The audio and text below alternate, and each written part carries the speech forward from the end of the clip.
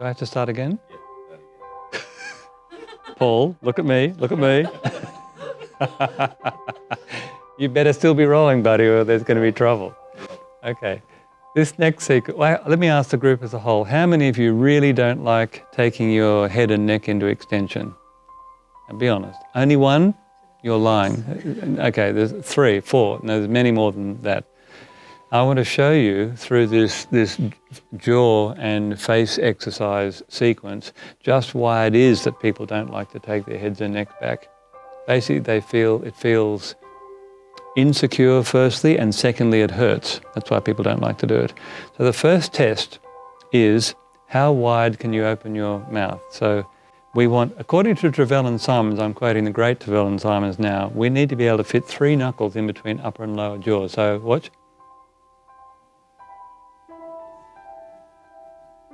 Minimum flexibility.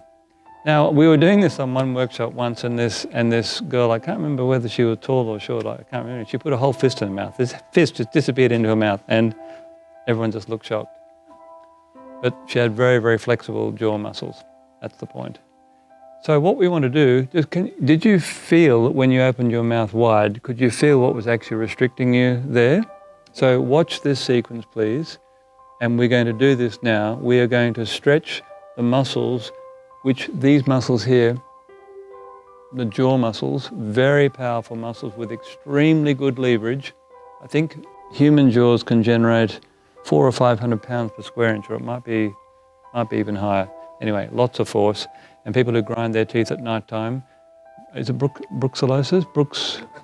Bruxism, thank you. Bruxellosis is some cattle disease, I think, from them anyway. If you do grind your teeth, these exercises are immensely helpful. Okay, so sit up straight, everyone, please. Now watch me do it first before doing it. So this is a Simon Says thing. Wait for me to tell you, please. So you open your mouth wide. Uh-huh. Uh-huh. Uh-huh. So let me add some words to that. We open the mouth as wide as possible. You put 2 fingers of each hand on the lower jaw. You apply a gentle biting force to your fingers and don't let your fingers move. Then take a breath in, and on a breath out, very carefully draw the jaw down. Now listen, be aware. This joint here, the temporomandibular joint, is an extremely small joint. If you look at a skeleton, it will shock you, am I right? It's about the size of your little fingernail. It's very small. What's more, it's a gliding, sliding joint. And so the resultant force and what you experience as pain or tension at this joint here is nothing more than the sum of the forces of all the muscles we're going to stretch in the next few minutes. You want them soft and relaxed. Okay, so open the mouth wide, everyone, please. Place the fingers on the bottom jaw and take the jaw down a little bit further. Your fingers will allow the jaw to come down a bit further. Can everyone feel that? And then once you're in that second position, apply a biting force to the fingers, but do not let the fingers move. 3, 2, 1, stop. Now, having done that, take a breath in.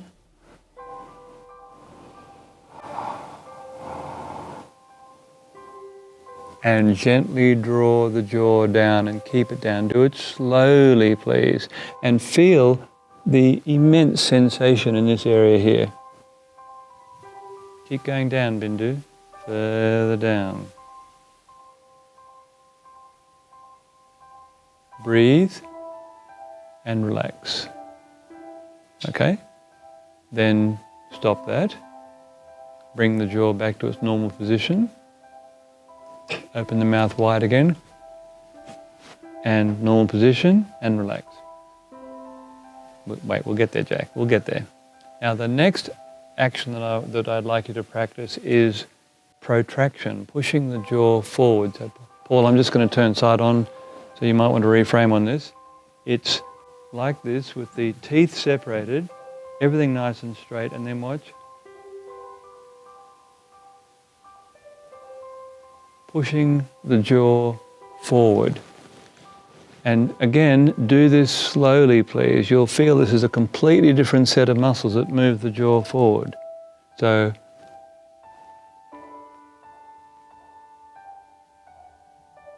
and relax. And now retraction, the opposite direction. So I'll turn side on again, Paul, so that you can frame on this. It's bringing the jaw straight back. So, and feel that up in here and feel that inside the mouth. And then, last of all, sideways movements, but not casually, done slowly and put a little bit of effort into it. So I'm talking about this.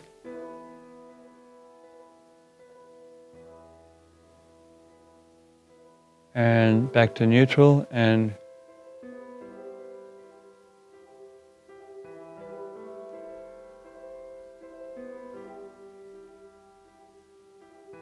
like so many of our exercises, can you feel there's a difference between left and right, going left and going right? You're starting to identify these fundamental jaw tension patterns. Can't hardly go. And the other way. When you watch a room full of people practicing these exercises, it does look as though we've been hitting the alcohol just a bit hard. So just quickly to go through them again, it's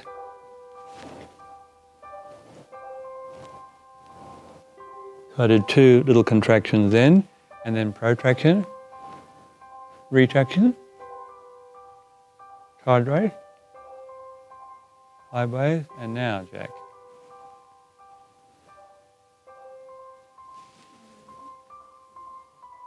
Any easier? Okay, now this is just a setup for experiencing the sensation of taking the head and neck backwards. But before we do that, let's do a neck rotation exercise, because as I've mentioned elsewhere many times, if you have anybody in your class who claims they have a neck problem, and who may indeed have a neck problem, the safest and most indirect way into helping someone with neck tension, if it's assuming that the neck problem is a result of neck tension, is simply to encourage them to turn the head further. And we do it like this, remember. Just let your hands rest lightly on your knees. Sit up nice and straight. Now, straight here is not an aesthetic thing. It's trying to make the spine as long as possible. As in all of our rotations, we're trying to distribute the load over as many vertebrae as we can rather than just a few. Do you remember that from the seated rotation? So like this, everyone turn their head to the left and go as far as possible until you come to that barrier. Stop, let your shoulders drop down, take a breath in. And on a breath out, turn the head further. Again, let the shoulders drop, take another breath in, and turn the head further in the same direction. Try not to move your shoulders, then come back to the center position. And as we've observed before, even though you've done that and seen that effect, it still won't allow you to go past that barrier when you go to the other side. So as far as possible, turn, stop, take a breath in, turn further, stop, breathe out, take a breath in, and further still. And come back to the front. And then, this is the bit that I love the most, go straight back to the last position, and straight back to the last position without impediment. That's what we want. That's all you need to do to improve your neck rotation capacity. Now, the last part of this sequence, or the last 2 parts, we open the mouth wide. I'll demonstrate this first and then I'll talk it through. We open the mouth wide. And then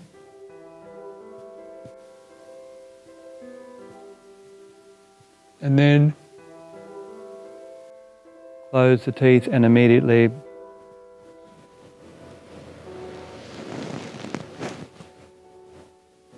so we'll treat that as one sequence. That's backwards, forwards, and then back to the start position. So, open the mouth wide, slowly tilt the head back. Rose, your teeth are still closed. Just checking. Open the mouth wide and slowly tilt the head back. Now feel how freely it moves by comparison to normal. And now once it's all the way back, don't let it move and slowly close your teeth. Now, feel all that tension in the front of your neck? That's why you don't like to bend your neck back normally, because you're requiring of these muscles at the back here to stretch the front neck muscles as well as move the head. And for many people's necks, that's too much work to ask. And the muscles at the back of the skull, underneath the back of the skull, just tighten up or go into spasm. So now open your mouth, bring the head forward. You can use your fingers to help you do that if you need to. Immediately close the teeth and bring the chin as far forward as you can. And by all means, put a little bit of extra weight on the back of the head like this to stretch the back of the neck. And then run your fingers over your forehead and lift the head up. Now, for the people that don't like bending their head and neck backwards, was that different that time? That is the secret. Loosen these muscles here. In our culture, people are extremely tight in the jaw muscles and extremely tight here. However, everyone can do this. And on a strength note, just an aside to this, we've tested this many times. If you lie with your head up, just with the head and the back of the neck over the edge of a mattress for a bit of support, you'll find most of you will not be able to lift your head up 10 times from the face up position. But if you do the same thing with your head facing down, you'll have no trouble doing 10 or 20. The muscles at the back of the neck are way stronger than the muscles at the front. But the muscles at the front are very tight. We want to get that into a better balance. And for many people, strengthening the anterior neck muscles and stretching the posterior neck muscles, that's all they need to do. And the way into that, the easiest way into that, is to encourage rotation first. Because if you watch the muscles in my neck, if you hold this artificial alignment, one set of muscles is really doing the work of turning the head, the rest are involved in holding the alignment, but all are getting a stretch or a strengthen. Are there any questions on that sequence?